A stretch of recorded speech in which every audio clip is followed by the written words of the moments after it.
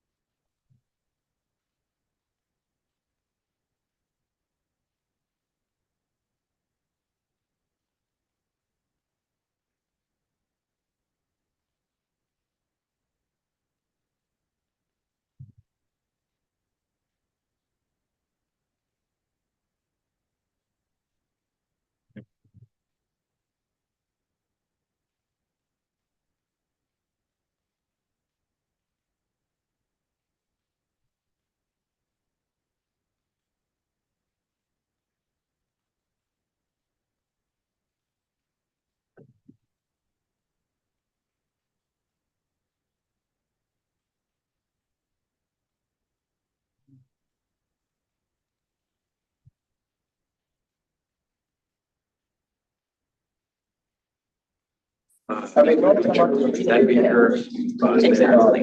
That's how it is. Well, family, friends too. Yeah. Mostly criminology. I mean, it could, won't be done.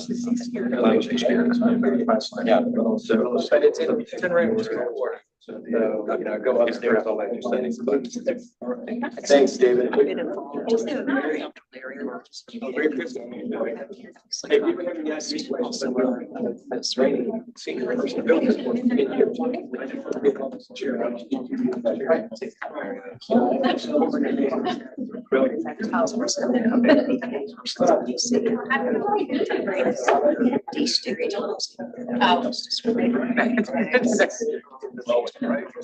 So Larry's a psychologist.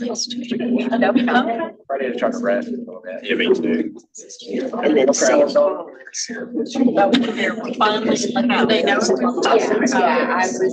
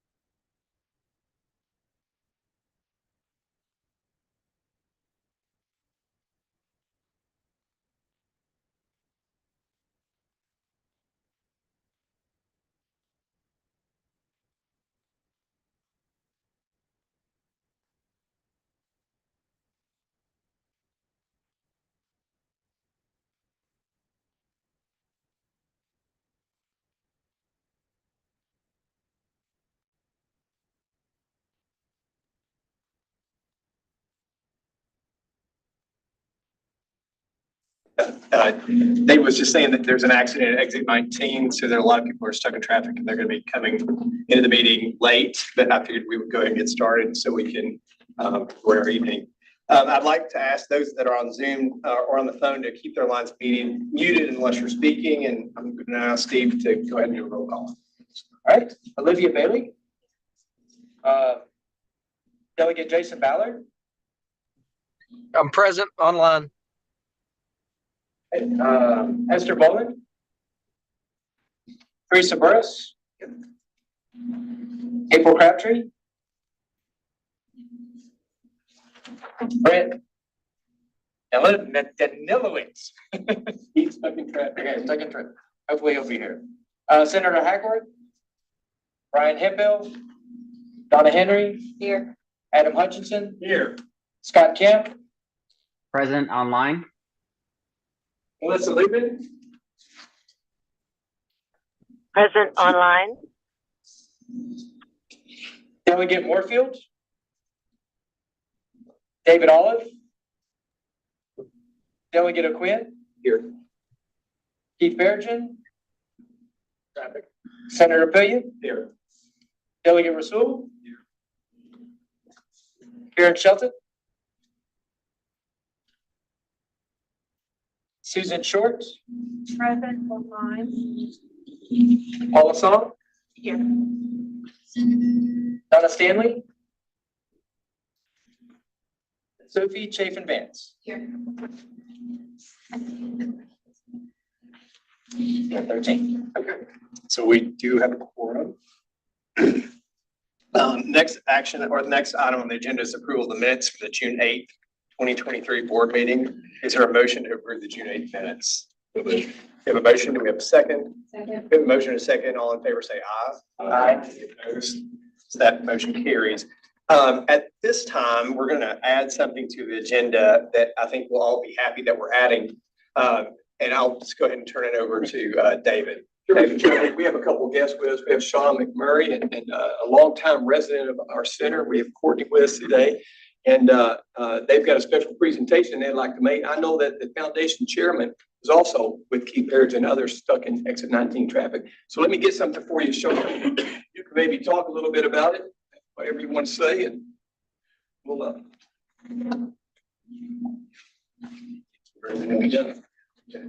So, as many of you know, I'm the executive director of the Wellspring Foundation of Southwest Virginia. And we exist to help enhance the health and well-being of the residents of 4 Virginia counties, specifically Washington, Russell, Smith, and Grayson counties. And we like to do it through partnerships. And today, I'm just very pleased to be able to present a check for $300,000 to the foundation for the new project for expanding the simulation lab. So we're really excited about that. We think that education of people is very important, and to be able to help improve the healthcare workforce is critical for us to be successful in keeping the population healthy. And so we're pleased to be able to share this with you. So there we go.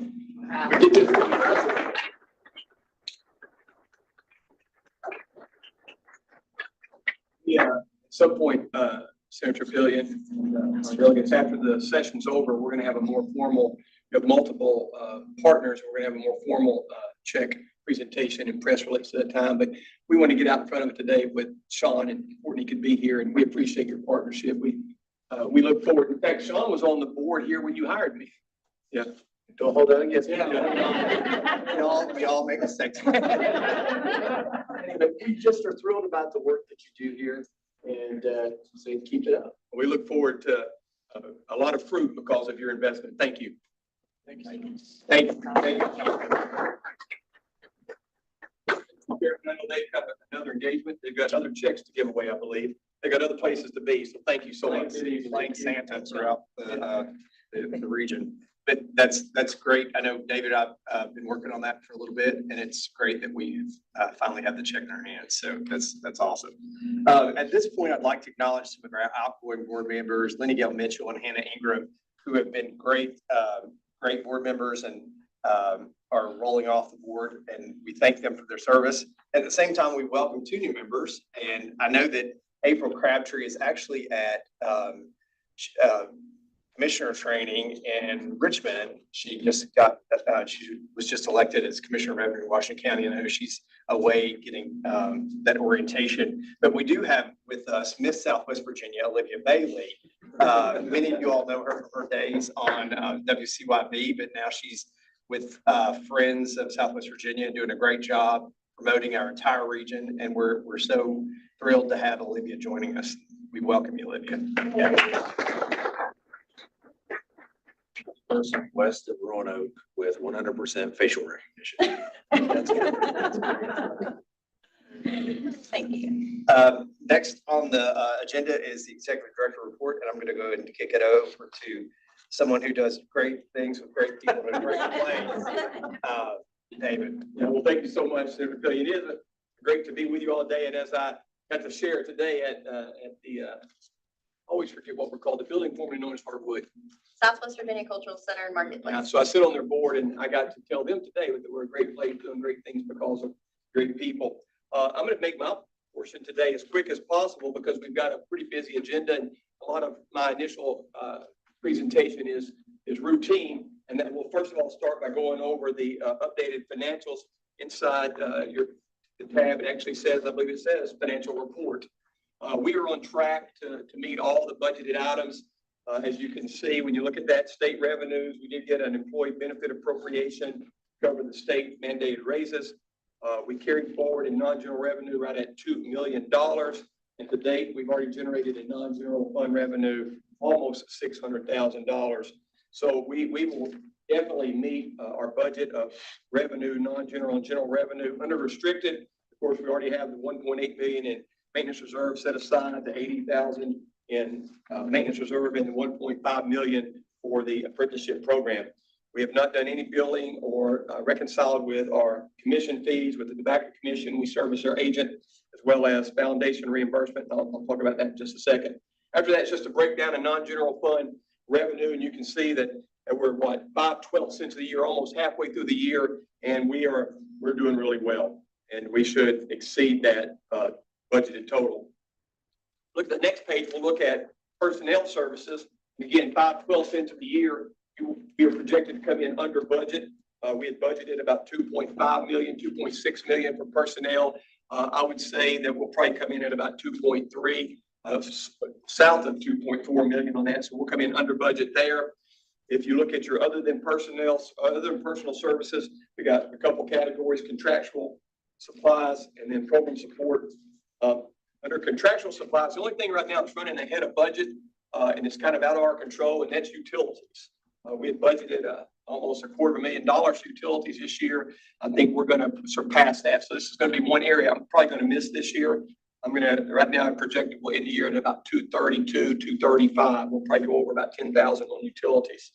The apprenticeship program at the bottom there is on track to meet all their standards. I will point out that one of the things that you see other than personal services that sometimes skews our numbers is our maintenance reserve. We hold 1.8 million in maintenance reserves, and we only draw that when we need that. We will be using part of that to finish out our window project. I'm sure many of you saw the window project as you come in today, and we're about 65, almost 70% through on that, but they are making progress now. Other than that, I don't see anything that we need to worry about, anything I really need to point out to the board. We have a great department in finance, and they're doing a wonderful job, and I think that we stand to have another great year. We are spending some of our non-general fund carry forward. If you notice, all the furniture was gone. We're replacing some of the furniture in the building. We've been making a lot of improvements, and so you'll see some changes when you come in for the June meeting. If there's no questions over the financial piece, I'll move on to the other two bullet items. Are there any questions there? Well, I want to talk about the regional simulation lab update. Before we go any further, I'd like for Joy to come here and join me. Joy, you may know, Joy Rumley joined our team 11 months ago, 10 months ago, right, Joy? In January. In January, all right, we'll call it 11 months. 11 months ago, and so when we hired her, I gave her one task. I said, Joy, we're entering into a partnership with the doctoral program in pharmacy. We've got our anesthesia program. That's going to be growing. We've got the nurse practitioner program. We're working with the community college, with UVA Wise and Emory and Henry and others to expand the nursing program. Our clinical lab science is going. We're going to be bringing on a lab school, Hills. We're working with the governor's school, and we really need some multi-discipline opportunities in simulation. And so Joy went right to work, and there's a handout there. Our chairman of the foundation just walked in, Gary. Walked in. Great timing. This is Gary Hurl. Gary, stand over here. Okay. Okay, and then if you'll stand next to him, I'm just gonna hand you some things. We're gonna give y'all a little update, okay? Gary, 2 years ago, I came to you and I said to the foundation, I said, if you'll pay half of the salary for a grant writer, someone to do some strategic initiatives, my board will pay the other half. And the foundation said, yes, we would. So we're gonna talk about return on investment. So those of you who took business, let's talk about return on investment. So you paid for half of her salary and benefits. We paid for half. Just before you got here, we got a $300,000 check. That's in hand from Wellspring. Oh, look, one of the first things Joy did, hand in that one. We got $300,000 for the simulation lab from ARC. That's a done deal. Yeah, this is a good time to apply. So Joey and I made several visits, and Steve Smith said, hey, I think that's a good idea. He gave us $25,000. So Mike Robinson, you're going to hear from a little bit later, said, well, listen, my students are going to be using it. My students are going to be using it a lot. Let me at least start with $25,000. And so he gave us $25,000. And then Gary said, this is exciting. What if we put some more money in? Could other people match it? And I said, well, Gary, let's give it a try. So Gary wrote us a check for $100,000. Yeah. And when Gary did that, Ballot Health got all excited. Ballot Health said, well, we'll give you $100,000. Yeah. And then when Ballot Health got involved, well, the United Foundation said, well, we need to give you 50. Okay. Yeah. To the tobacco commission, now if you're keeping tabs so far, you're at about 900,000. Okay. That's about what that totals.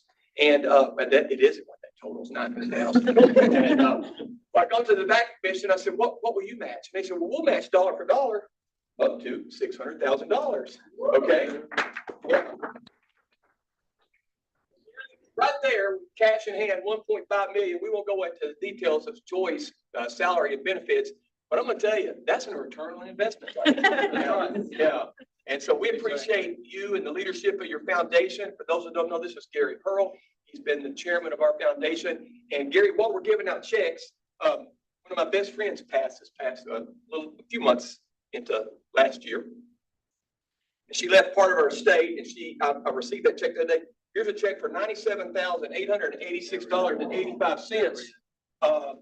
And it's to create a scholarship for your VCU nurse anesthesia program. Okay, we're going to award a scholarship for both a male and a female, and we're working out all the particulars there. But you got an email about that earlier today. So I will just say this about Gary's leadership. Gary, we're a small foundation, just getting started. This money not included. I'm talking cash assets. You just exceeded $1 million, not counting that. Yeah. So congratulations.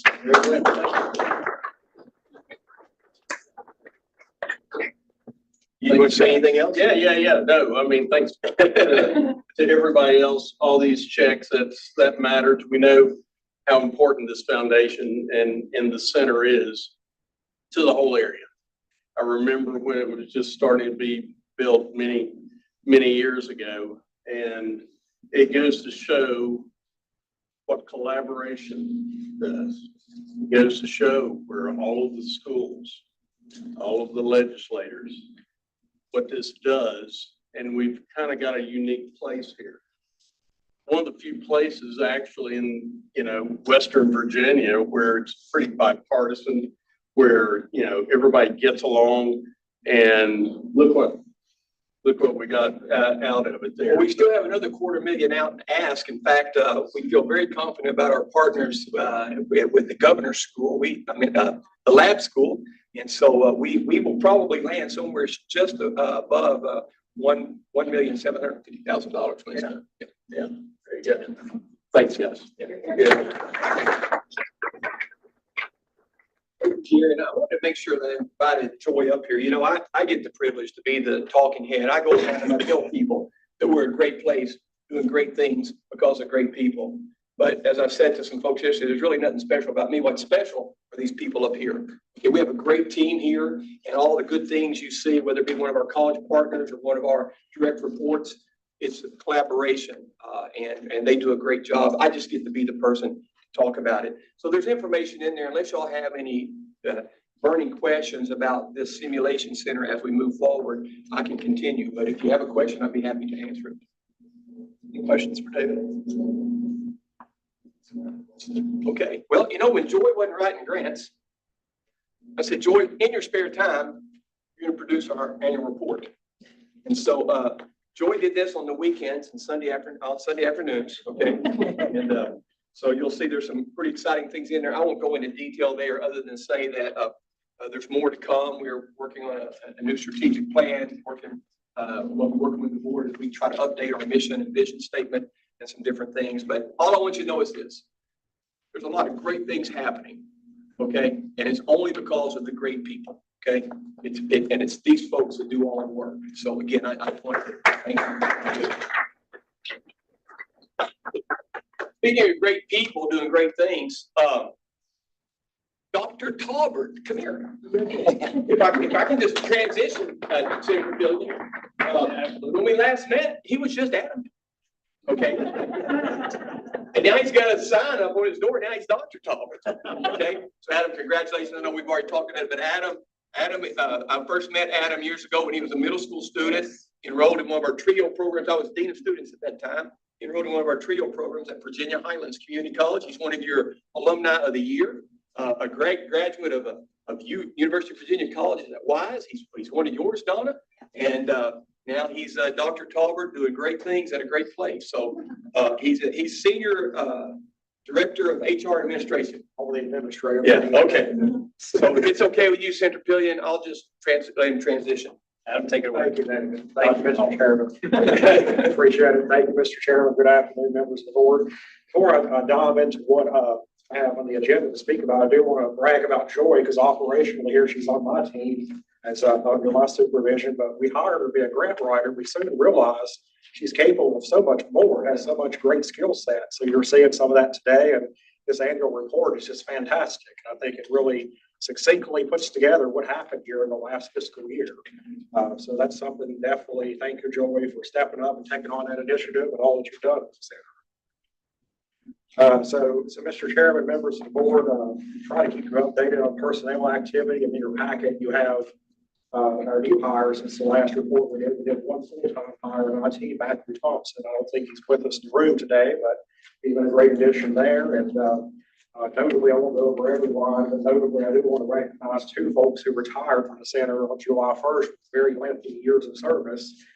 Doug Vyers in our IT department and Jeff Webb, who led the IT department and operations, both had 25 years of service here with the Center of the Commonwealth. We asked them to be here today, but their calendar is full doing retirement things. So we didn't want to recognize them, and I think it's always a good testament when you have folks that work for an organization for a particularly long time, such as years they put in here, and they were here on the day this building opened. January 1998. Of course, they worked for the center a little bit before that, so they definitely were long-time employees.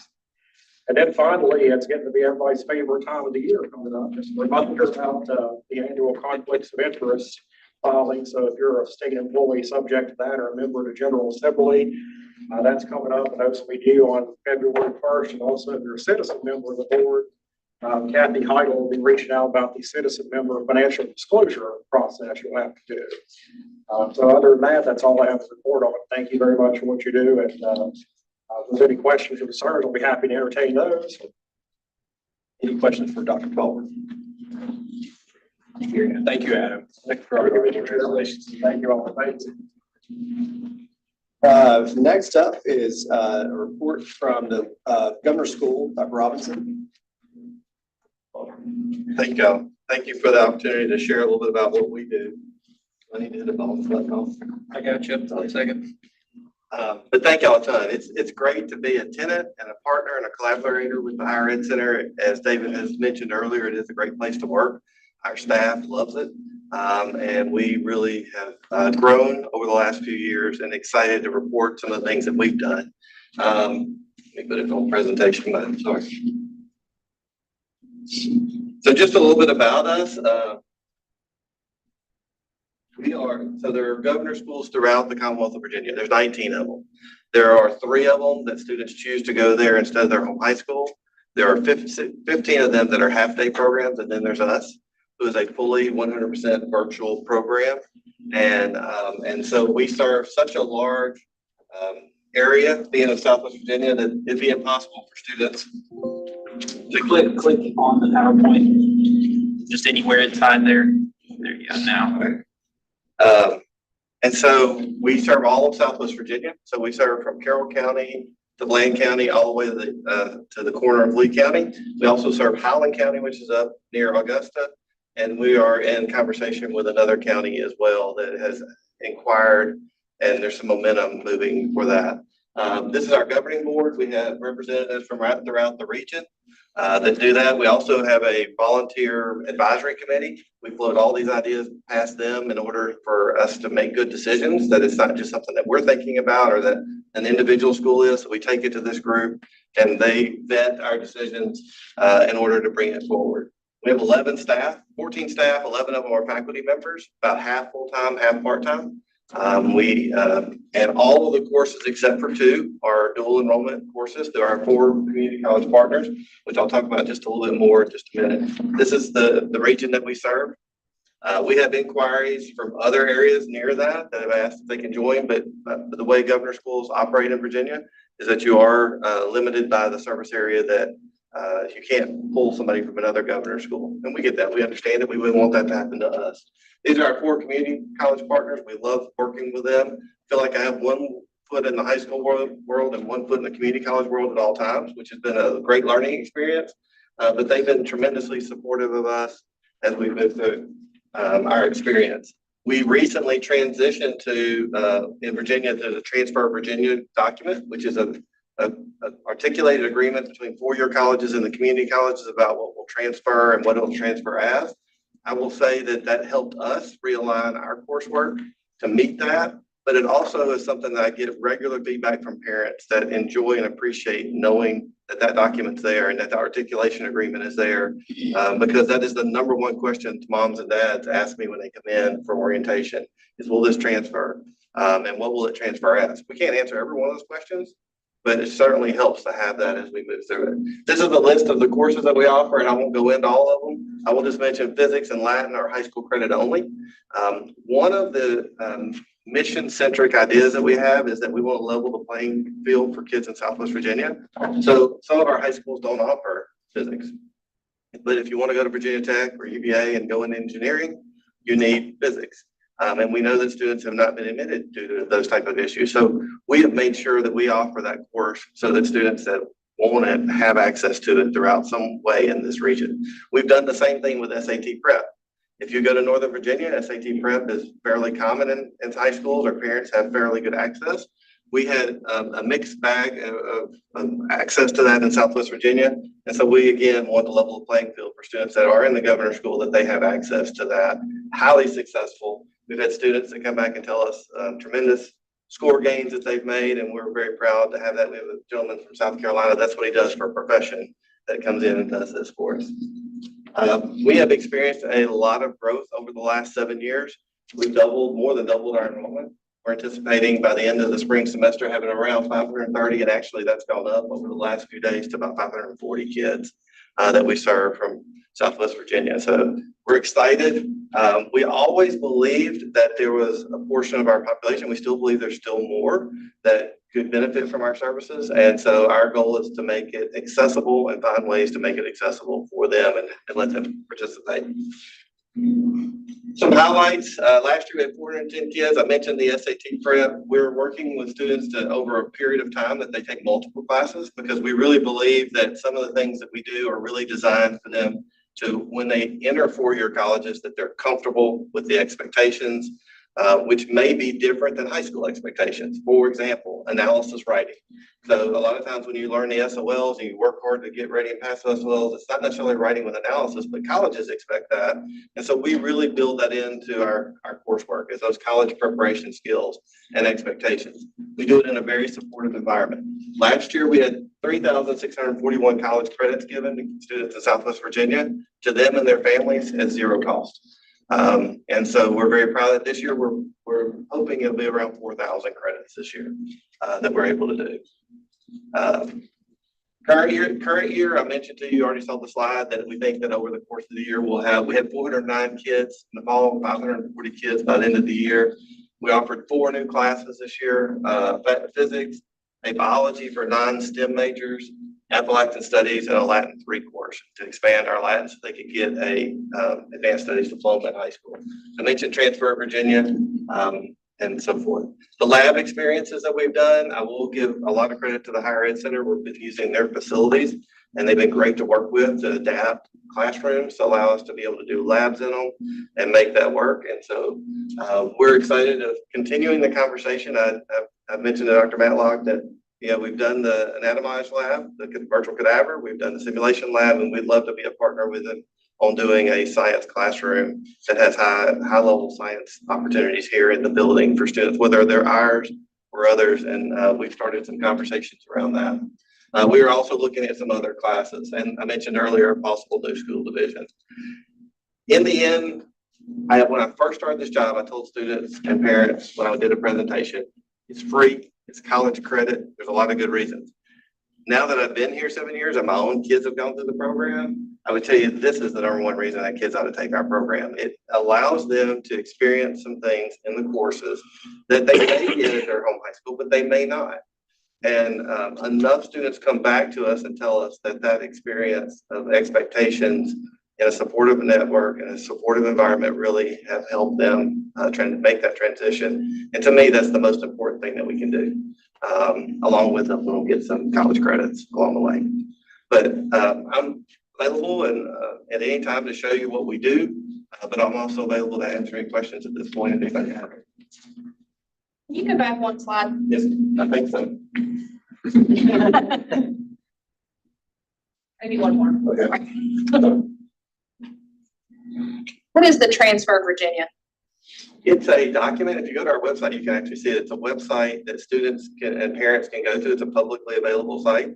And if I'm taking a class at Virginia Highlands Biology 101, and I'm going to go to Virginia Tech, VCU, George Mason, wherever, it tells you what that class articulates and the agreement is of what it transfers as at that college. Okay. I did notice those math classes were missing from your current. So, I mean, at Virginia Tech, when you go into calculus, you're in like a lab with 100 people. So it would be nice if they could get that out of the way. Yeah. Still, in high school. I agree. We have had feelers out to school districts asking about need and whether, because a lot of our course offerings, if everybody's got a dual enrollment math teacher, then we don't necessarily need to offer it because we don't want to compete with things that are in the school. But we are finding, and we've had some initial feedback, not from enough yet, but from some saying, yeah, we're anticipating a loss here and there's not folks to replace them or something along those lines. Any questions for Dr. Roberts? I'd like to point something out, though, that maybe just because I'm here, I know that you may not know, but a large percentage of the faculty, they're residential here and it's synchronous and they're broadcasting from here. So when they're teaching these classes, they're in an office or somewhere here in this building broadcasting to those 27 high schools? 36 high schools, 17 schools. Okay. I'll do a testimony on the SAT prep class. I've had 2 kids take it so far and have done significantly better after your class than before. So and my wife and I try to sell it to every kid in Southwest Virginia because it is such a great opportunity for them to take advantage of. We appreciate that. If I may, I'll just echo the partnership appreciation. Just through the governor's school, the community colleges waived over $600,000 of tuition for those college credits. And that's real savings and real pockets for people who live here to be able to spend those dollars or save those dollars before they go on to 4-year universities or continue with their community colleges. So we appreciate the partnership. Same here. Any other comments or questions? Thank you, Dr. Roberts, for all you're doing. Appreciate it.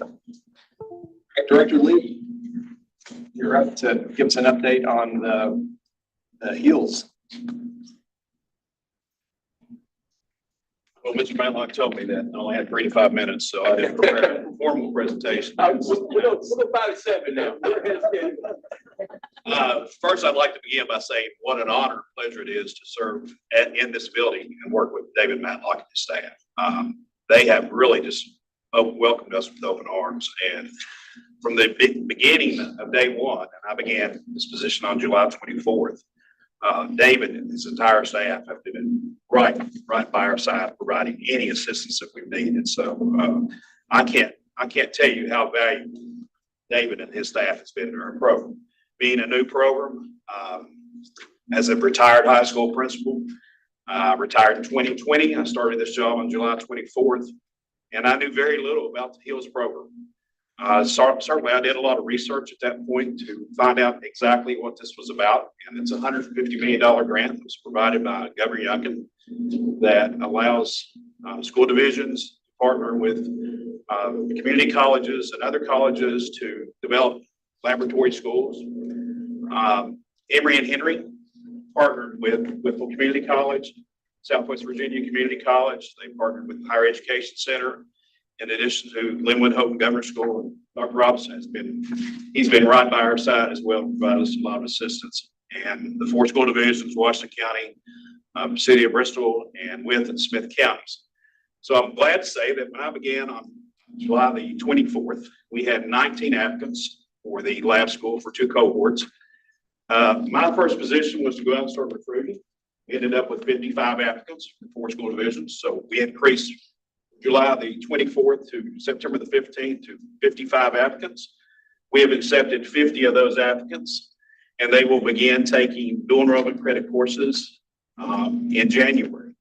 And thanks to Dr. Robinson, who's providing a lot of instruction, Virginia Highlands Community College, and Wilson Community College. When you think about a collaboration and collaborative partners, what we're doing with this lab school, we are really have a partnership that's unbelievable among 4 institutions here, our higher education institutions and our school divisions.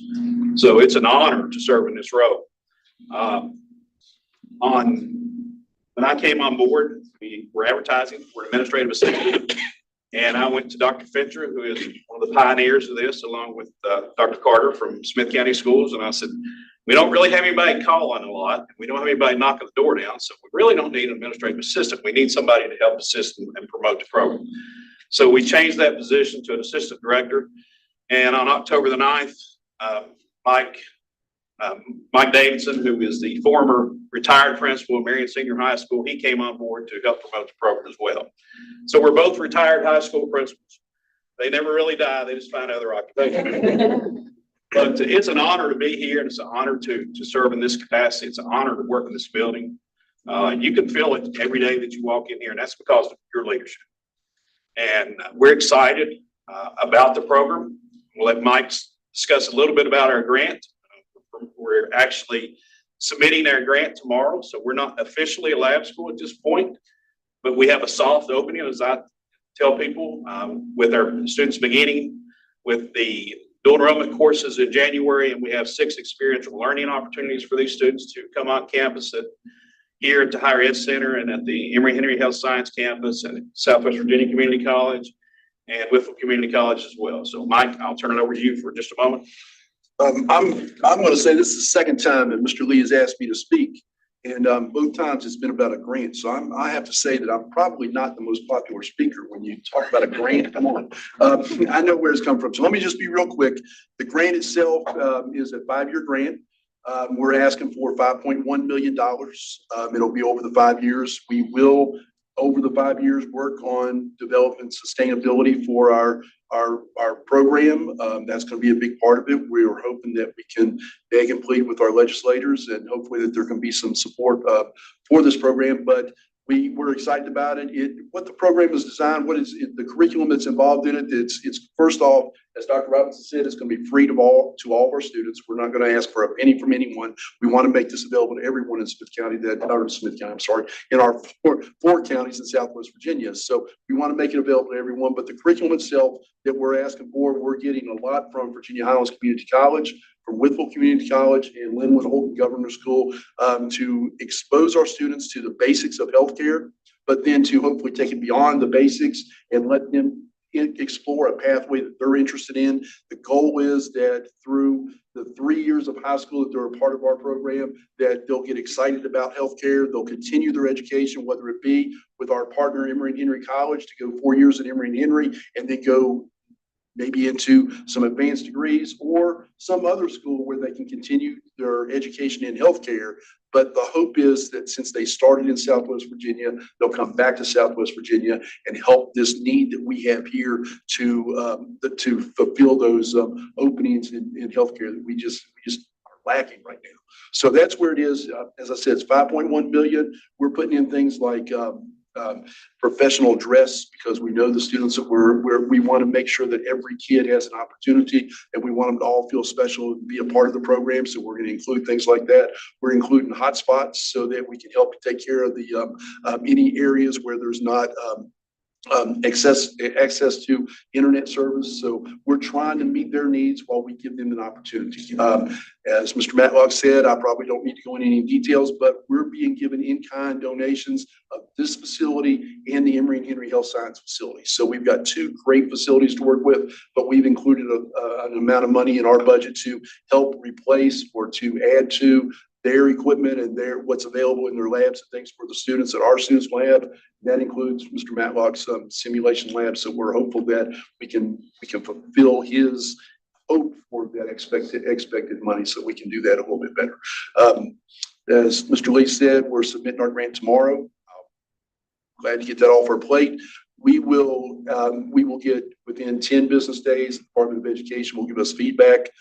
Early February, I think it's February 4th or 5th, we'll be on the schedule to go before the lab school committee, make a presentation. They'll give us feedback. Early March, we'll go back to the lab school committee and make our final presentation. And then later in March, our hope is to be before the State Board of Education for approval for Southwest Virginia. We feel very good about what we're putting together, and I really believe it's going to be great for the students of Southwest Virginia. I'm going to stop talking about a grant. If you have any questions, I'll be more than happy to sit down and talk with you about it or answer them right now. But I don't think anybody wants to hear too much about a grant. I have one question. You received a planning grant, and so you have funds now. Yes, sir. We have $200,000 we were given in a planning grant that we could start this process. It's obviously given us a little bit of a start, and we're using that money to build on it. So we have received one grant, and we're, like I say, very hopeful for the second one to come through. The second one will be a little bit more significant and a little bit longer lasting. So to show you how valuable Joy is, she's also valuable to us, because when we wrote her grant, we gave it to Joy and we said, as a grant writer and a grant reader for many years, we need your expertise and your eyes on this. She provided us a lot of assistance. Joy, thank you very much. We certainly appreciate you. So with that being said, if you have any questions, I'll certainly entertain them. Any questions for Mr. Lee? You're done. Exciting news. Thank you. Thank you very much. Thank you, guys.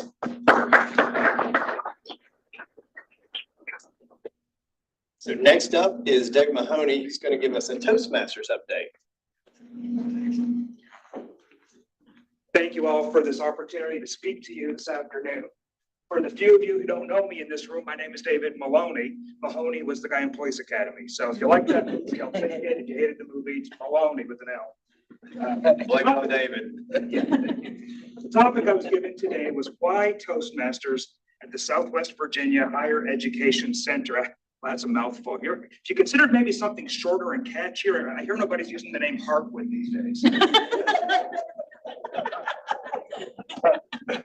So, thank you for the setup on that. So Toastmasters is a public speaking and leadership training organization. It's founded in 1924. There's hundreds of thousands of members all over the world, including the best members right here in Abingdon at Wolf Hills Toastmasters. I first joined the club in 2011 because my boss told me I had to. She said my public speaking was rough. I was nervous in front of clients. I couldn't speak to people. This would have terrified me back in 2011. I could not have gotten in front of anybody and said my name, let alone anything important. I would panic on calls with clients and forget how to breathe. Now, you guys are all established speakers and leaders in your field. That's why you're here. That's why you're on the board. And I think we're all here because we want to see more of those people growing right here in Southwest Virginia to keep leading this area. By 2014, I'd had 3 years in Toastmasters, and I thought, this is great. I fixed it. I know how to speak in front of people now. I can quit.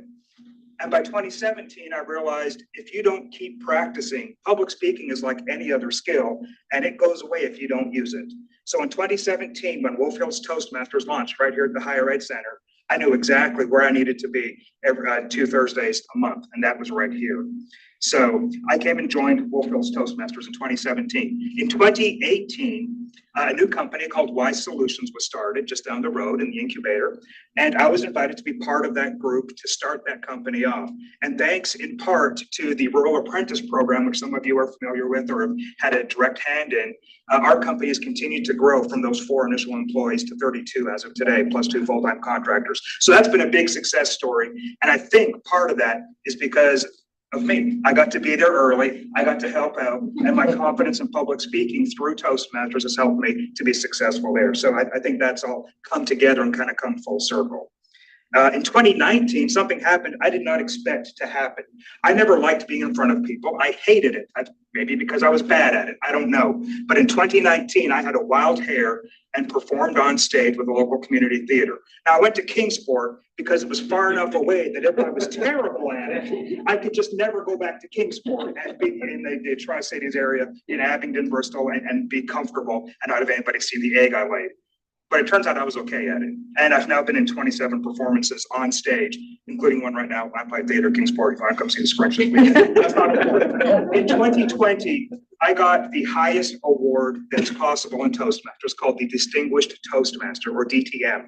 So that was a landmark. I didn't expect that in 2011. In 2011, I expected to appease my boss, maybe get better at public speaking, but I had no intention of doing anything with it. But look at where it's taken me. It's amazing. That's my Toastmasters journey, and so much of that, especially the last 7 years or so, has been right here at Not the Heartwood. Great facilities here, and as a Toastmasters area director, I got to visit all the clubs in this region. It took me as far away as Northeast State Community College and as far up the road past Lebanon up into deeper Russell County, and all the different clubs around. Further away from here, that's all I can. I'm Russell County. I know you're Russell County, that's why I looked at it. Further away from Lebanon, deeper into Russell County. So I visited all these clubs and all their facilities. And the facilities here at the Higher Ed Center are amazing. And it really helps our club because we have members in Colorado and in Western Canada, and they all get to join us at every meeting because of the facilities that we have here that we're allowed to use twice a month. So that's fantastic. And other clubs, they don't have that benefit. So we're very lucky here. Wolf Hills Toastmasters, hosted right here in a neutral location, allows business and community leaders from around Southwest Virginia to have a place not only to enhance their communication and leadership skills, but to network with each other, help build this region, take it forward. And look, as we're helping the education and economics of this region, that's what we're all here for. That's what we're all doing. So I think that's a great win for everybody involved, even if you didn't like my jokes. Thank you very much. I know we have a couple of Toastmasters in here. When we started this club back in 2017, we've had members from the Attorney General's office. We've got all kinds of people from our region who participate. But we're an award-winning club. Tell us what awards we have won, Sonia. We are President's Distinguished Award-winning club. That's the highest that you can achieve. There are 9 specific goals that you have to reach in order to get that. And we've been distinguished every year since we were established, but President's Distinguished for about the last 5 years. Thank you, David.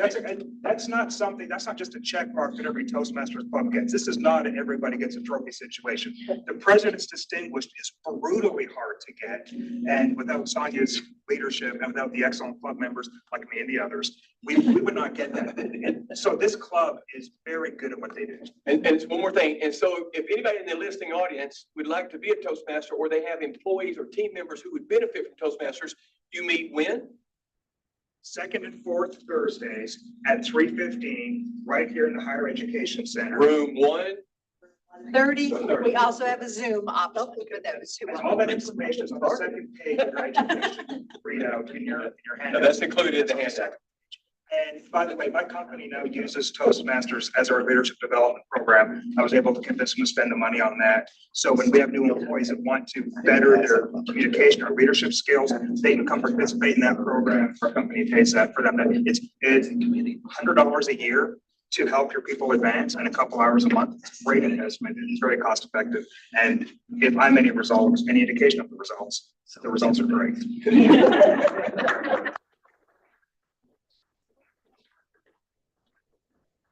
Thank you, David. And Israel, if you wanted to talk to me about public speaking skills, you could have just done it directly. You didn't have to bring him here. Everyone. Passive aggressive, seriously. And the only time you meet is during the 3:15? 3:15, second and fourth Thursdays. Well, I will. Join me as Zoom. While you're doing. Well, I'm doing it. Really? All right. Yeah, okay. Thank you, thank you for that update. Maybe I can get some tutoring after hours or something. Okay, so, the next, update we have is the VCU, Bridge Recruitment Program. And Stout, as Jan comes forward, I will tell you that about 18 months ago, and Paula's here, are you going to introduce Paula? Yes, yes. Okay, we had an opportunity to partner on a grant with VCU. And we saw this, the Higher Education Center saw this as a win-win for the entire region. And we especially saw it as a win when Jan came on board. Oh, boy, let me live up to that now. No, thank you, esteemed board members, college community partners, university, the community. Thank you so much. It is an honor to be here and be introduced, be an employee here at the Higher Ed Center and with VCU. It's been my honor. This has been such a welcoming place since I come on board in July. I've joined other VCU programs that were already here in place. And anything from, I heard this actually from one of my colleagues that we had a mechanical issue in one of our clinical laboratories, and David was absolutely able to get the parts that were needed for that. To employee comfort, IT needs, they are here and they meet everything, and I've just been so happy to be a part of this team. So I want to thank you, David, for that, and all the administration here at the Higher Ed Center. You're so very welcoming, and your services are just exemplary. My position is a bridge recruitment coordinator. So this is a grant that Dr. Paula Song is going to hear, is going to speak a little bit more about this. Along with HEALS, we know we're all here in Southwest Virginia. There is a critical healthcare shortage need, right? We need some qualified, educated people to fill these healthcare shortages and who have the credentialing, has the education. And what we find, and what I have found being out in the community and working with community colleges, I work with 8 specifically, Virginia Highlands being one of them in Southwest Virginia, to try to have that pathway for students who want to transition from their AS or their science degree in community college, and they want to go to a 4-year institution. They just don't know how to get there. So I work with them on that pathway. We do anything from professional development to how to complete an application. Because if you guys have been to a higher education website, it's a lot to navigate, right? There's a lot of stuff in there. So we work with students in that. And then we also speak with them about the programs they hear at the Higher Ed Center. But I find it interesting that a lot of students feel like they have to go away and they don't want to. There's a lot of students who have commitments here in the area and they want to stay. But they don't know that they could actually do a 2+2 program, let's say for example with Virginia Highlands, and then come to the Higher Ed Center and complete a 4-year degree with full credentials to go out and start serving patients. So I'm out there, provide that information to community colleges. Dr. Swan's going to speak a little bit more about the grant with the Virginia workforce and what all it does. That we provide a little bit of a stipend with students. We do a lot of professional development, and we just, work with them in a supportive role and how to navigate the whole transition up to a 4-year institution. So Dr. Song, I would like to introduce you. You'll come up. She's the dean of the interim dean of the College of Health Professions, and who's listening with us from Richmond. So she'll share more about the program. Well, good afternoon, evening. What time is it? I don't know.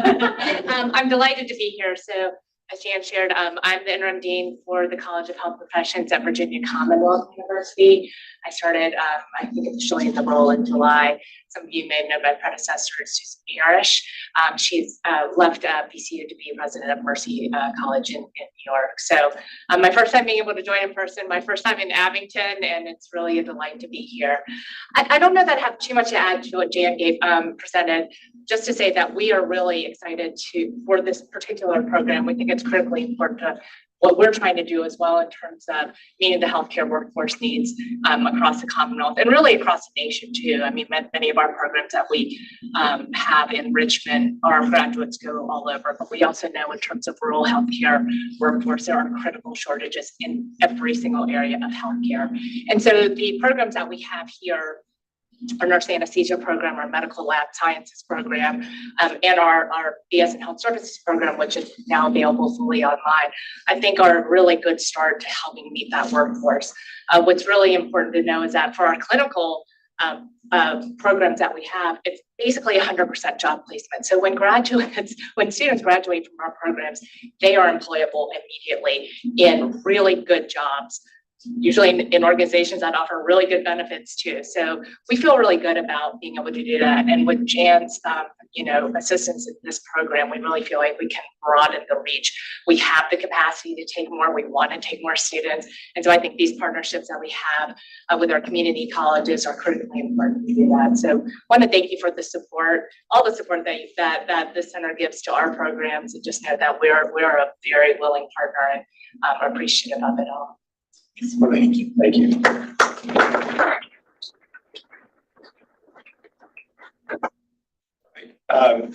Next up is appointment of officer nominated committee, and it once again be time to elect new officers. And at the June 2024 meeting, and anticipation for that election, I'd like to appoint the following members to the officer nominated committee. The citizen member will be Olivia Bailey, legislative member Jason Ballard, education member Adam Hutchinson. An opportunity was provided for the public to address the board or submit written comments for the meeting, with notification of either to be received by 5 p.m. today or 5 p.m. on Monday, December 11th. And Adam, okay, no notification of public comments were received. Thank you, David, as always, and everybody that presented today.